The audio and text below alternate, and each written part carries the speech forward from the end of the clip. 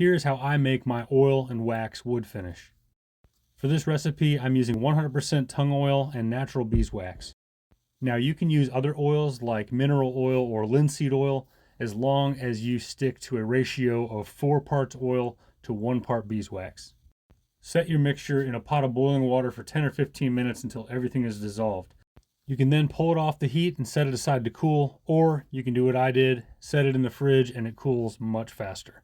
Once the mixture has cooled completely, it is ready to be used on your workpiece.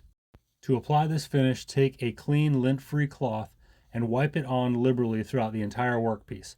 You do not want to rub it in completely. All you're trying to do is get full coverage so the oils can soak in and the wax can harden on top.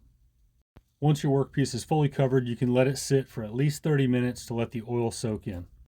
Now you can come back with a microfiber cloth and start buffing the surface. This will remove any excess finish that is left over, and it will also start to build up a nice sheen. The more you buff this, the more sheen you're going to get. And with that complete, you are left with a beautiful, clean, perfect finish that is smooth like butter.